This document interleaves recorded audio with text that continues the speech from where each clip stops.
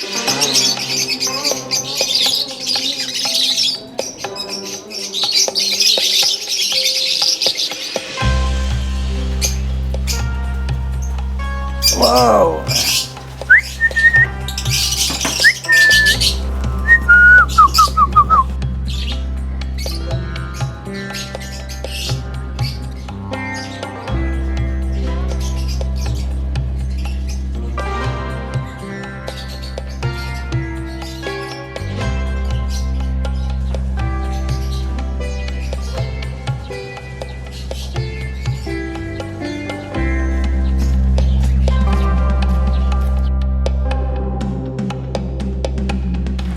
Hi guys, it's a beautiful day once again and welcome back to Dexter's World channel.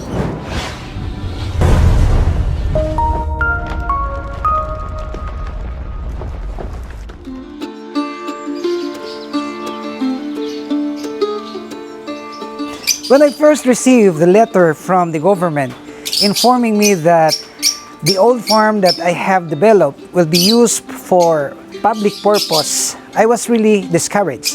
I really had that deep sorrow in my heart because I have not done so much for the property, and here comes the government taking this property from me for public use.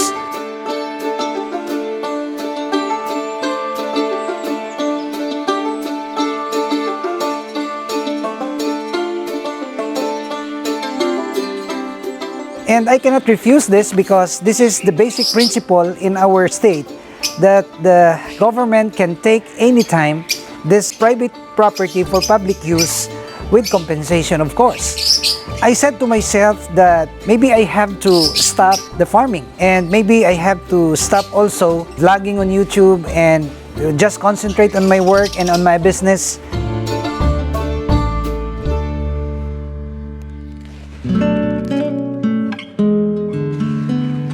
But I recall this great lesson that my parents have told me, that never put a permanent solution to a temporary problem. That's why I said to myself that maybe for now I have this trouble, but after the storm there's gonna be sunshine. And of course I have revealed to you all the things that are happening in the farm and even in my personal life. If you've been following me for several years now, I've been so honest with you about what is happening in my life. And I always said that I am a positive person. I always said that I don't look at the problem, but I look at the opportunities in order to solve the problem. But there are really times that I get discouraged, times that I'm so down, and you are there with me. Through your comments, you are lifting me up and you are backing me up. And after those moments, I received a call from one of our subscribers.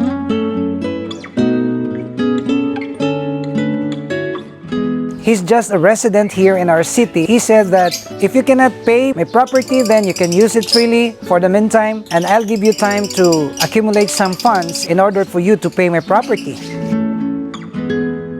And I grabbed this opportunity, and today we are slowly developing this property, and I hope that we can in the future accumulate funds for the payment of this. And now I already see the sunlight because those problems were just temporary.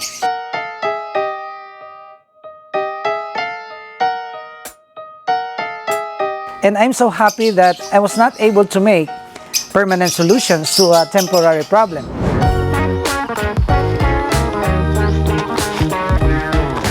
We began transferring all our pets, our birds, and even the chickens, the ducks. We're slowly doing it.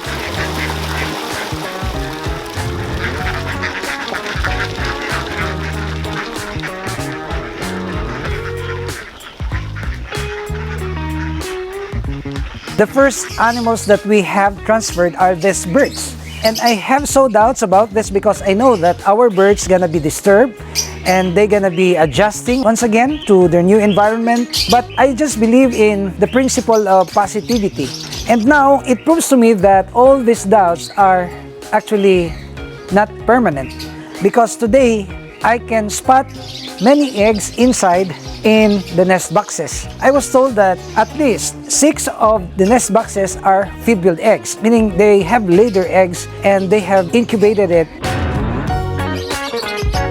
And let me share with you some of the things that I have done in order to acquaint these birds very easily. As we're gonna get inside, I will explain to you what are those tips that we have practiced in order for these birds to become tame.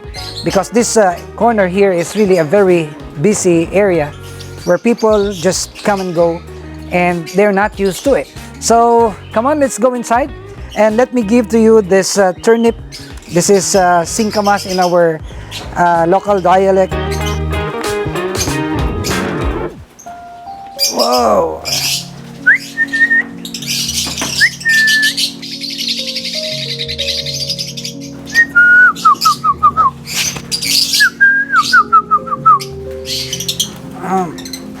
Morning, good morning, good morning.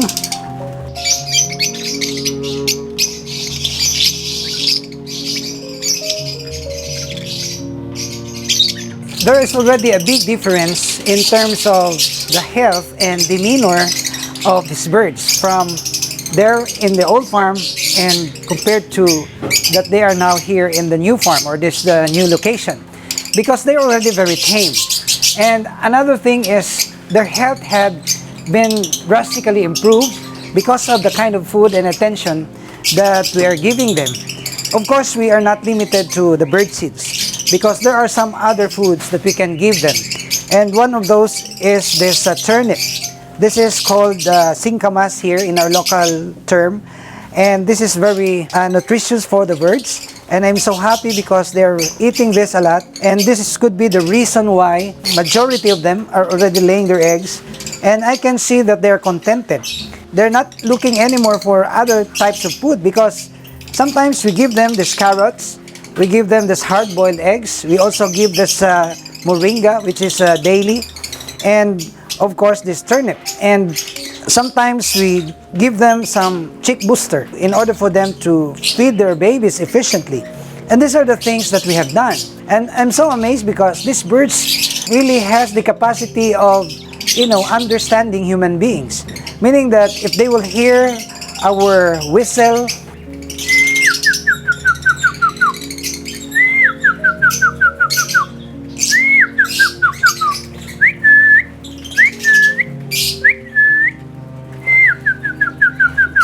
then that's the time that they interpret that as breakfast and even lunch or their dinner.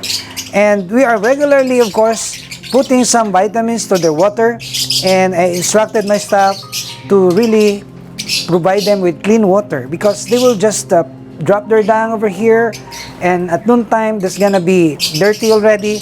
That's why we're changing the water 3 times in a day, and this can ensure the good health and of course the sanitation, and the probability of being attacked by the ants and some other animals like these flies is very remote if we are maintaining the cleanliness here inside in this cage.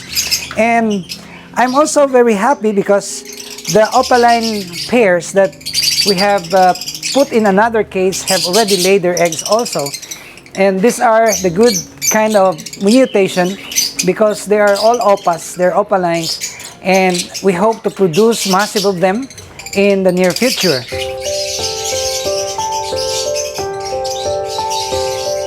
This business of African lovebirds is actually very lucrative because I just realized that they are consuming lesser food compared to the parakeets. The parakeets really are very voracious eaters. They will eat anything.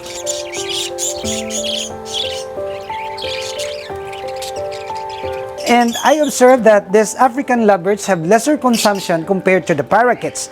And they can be sold at a very high price, especially if you have good mutations. And I learned so much from you guys. You have educated me.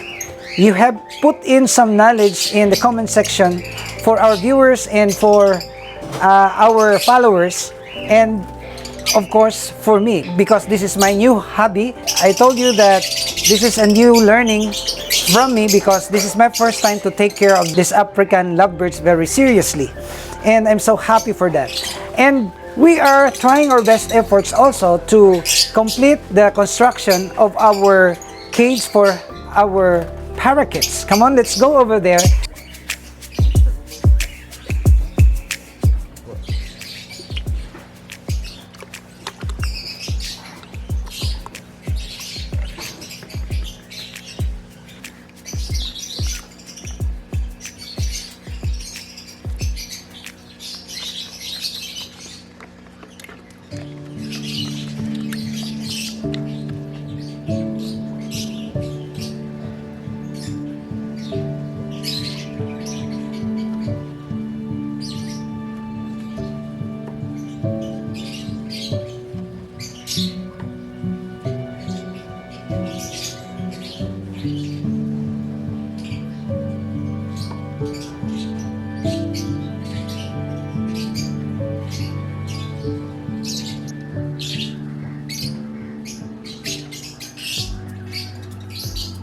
As you can see here at my back, you will see that this is almost complete.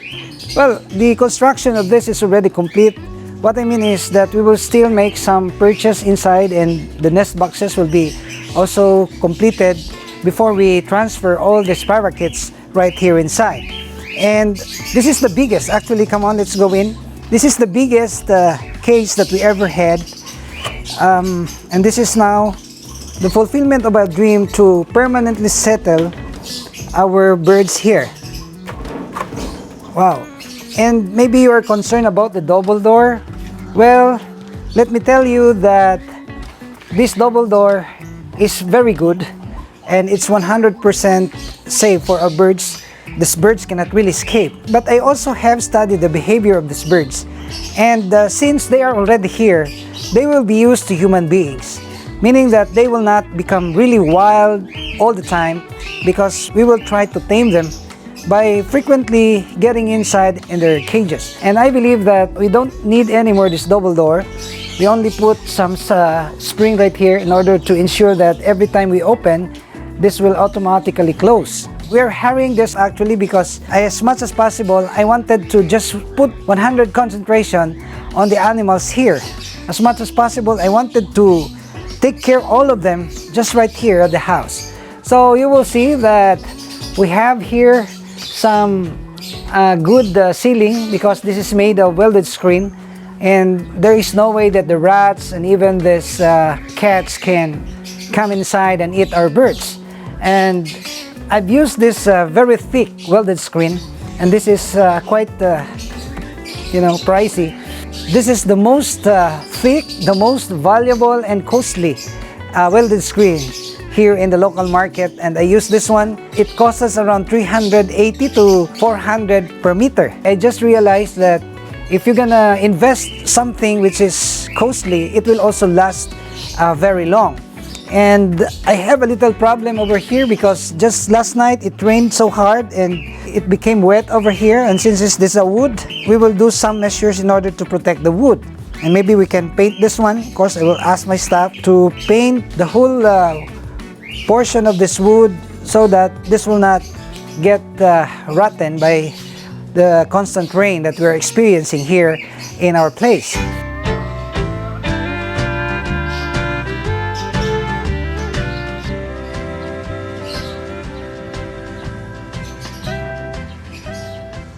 As you can see down here, we have so many fry of this Japanese koi.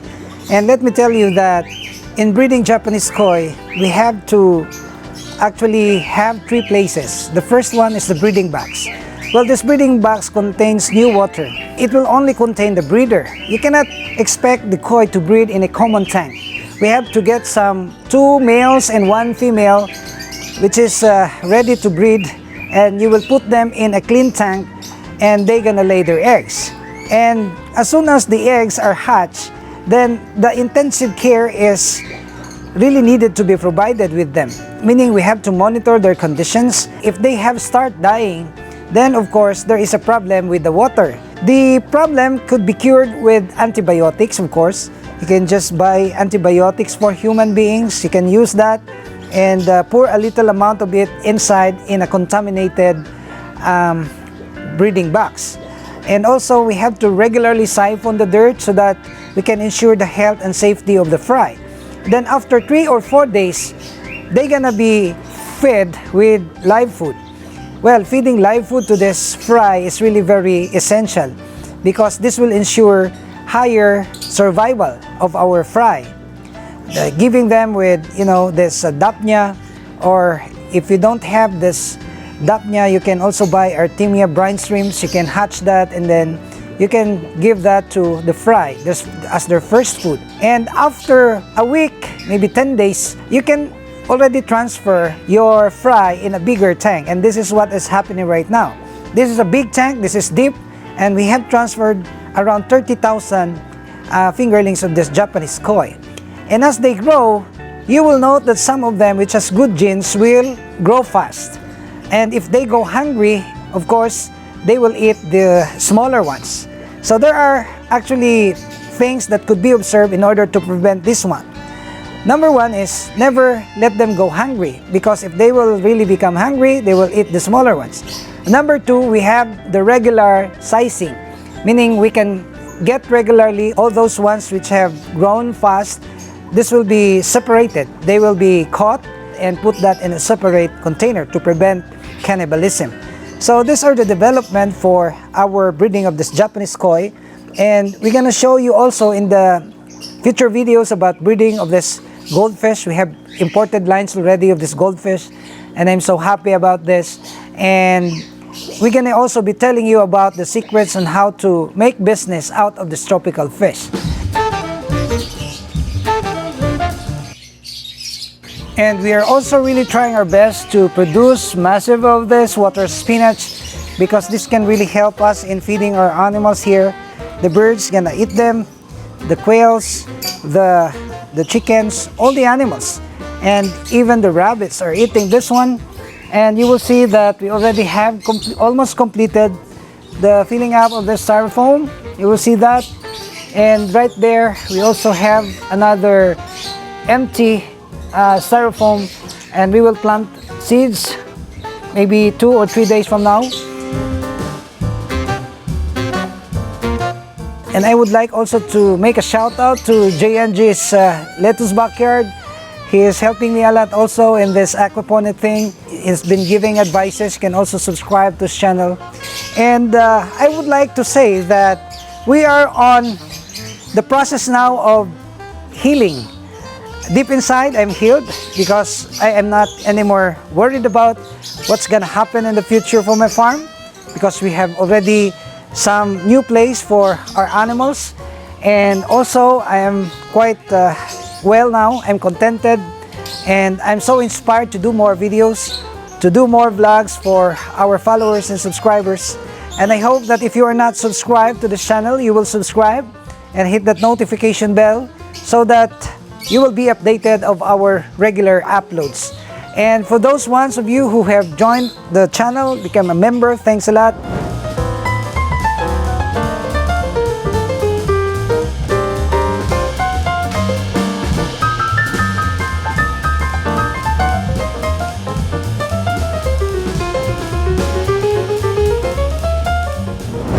And also to our followers, to our subscribers, and even to those of you who have not subscribed yet, thanks a lot for your support. Only here at Dexter's World!